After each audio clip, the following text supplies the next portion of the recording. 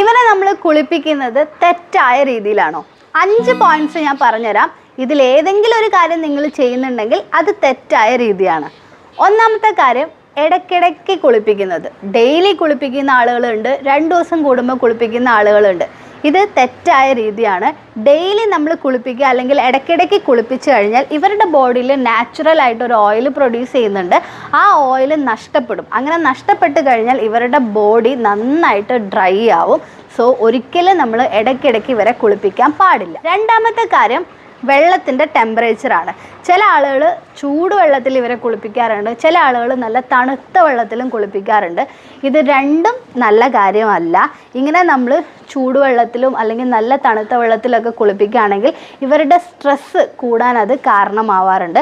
അതുകൊണ്ട് എപ്പോഴും നോർമൽ ടെമ്പറേച്ചറിലുള്ള വെള്ളത്തിൽ മാത്രമേ ഇവരെ കുളിപ്പിക്കാൻ പാടുള്ളൂ. മൂന്നാമത്തെ ഒരു കാര്യം എന്ന് പറയുന്നത്, ഇപ്പോഴും ചെയ്യുന്ന മിസ്റ്റേക്കാണ് ചന്ദ്രിക സോപ്പ്, സന്തൂർ സോപ്പ് അല്ലെങ്കിൽ നമ്മുടെ ഷാമ്പു ഇതൊക്കെ ഉപയോഗിച്ചിട്ട് ഇവരെ കുളിപ്പിക്കുന്നത്.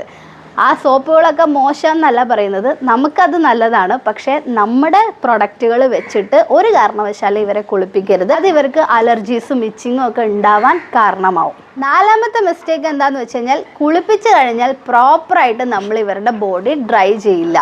ഇങ്ങനെ ചെയ്യാത്തത് കാരണം ഇവർക്ക് ഫംഗൽ ഇൻഫെക്ഷൻ വരാനുള്ള ചാൻസ് വളരെ കൂടുതലാണ്. അതുകൊണ്ട് ഇവരുടെ ബോഡി നല്ലപോലെ ഡ്രൈ ആയെന്ന് നമ്മൾ ഉറപ്പ് വരുത്തണം. അഞ്ചാമത്തെ മിസ്റ്റേക്ക് എന്താണെന്ന് വെച്ചാൽ, ഇത് പല ആളുകളും ചെയ്യുന്ന ഒരു മിസ്റ്റേക്കാണ്. കുളിപ്പിക്കുന്നതിൻ്റെ മുമ്പേ നിങ്ങൾ ഇവർക്ക് കോംപ് ചെയ്ത് കൊടുക്കാറുണ്ടോ?